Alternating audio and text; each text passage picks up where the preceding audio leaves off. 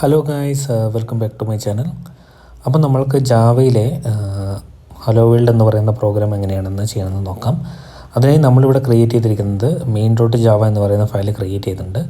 അപ്പോൾ അതിനകത്ത് നമുക്കൊരു മെയിൻ മെത്തേഡ് കൂടെ നമ്മൾ ക്രിയേറ്റ് ചെയ്യണം. അപ്പോൾ അതിന് ശേഷം നമ്മൾക്ക് സിസ്റ്റം ഔട്ട് ഡോട്ട് പ്രിൻ്റ്എൽഎൻ എന്ന് യൂസ് ചെയ്തിട്ട് ഹലോ വേൾഡ് എന്ന് നമുക്ക് പ്രിൻ്റ് ചെയ്ത് നോക്കാം. ഓക്കെ, നമ്മളിപ്പോൾ പാക്കേജ് ഇമ്പോർട്ട് ചെയ്തിട്ട് ആ മെയിൻ ക്ലാസ്സിനകത്ത് നമ്മളൊരു മെയിൻ മെത്തേഡ് ക്രിയേറ്റ് ചെയ്യാൻ പോണ്.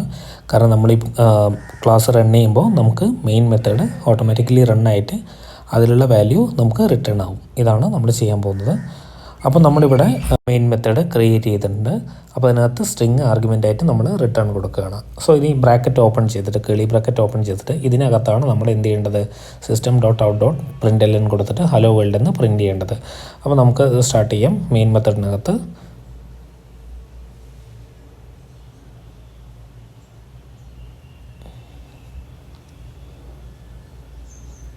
ഇനി അതിനകത്ത് ഡബിൾ കോട്ട്സിനകത്താണ് നമുക്ക് എന്താണോ പ്രിൻ്റ് ചെയ്യേണ്ടത് അത് കൊടുക്കേണ്ടത്. അപ്പോൾ ഞാൻ ഹലോ വേൾഡ് ഇവിടെ കൊടുക്കുകയാണ്. ഇനി നമുക്ക് റൺ ചെയ്യാം.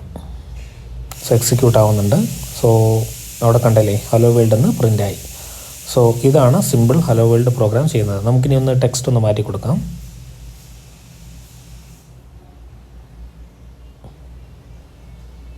വീണ്ടും റൺ ചെയ്യാം.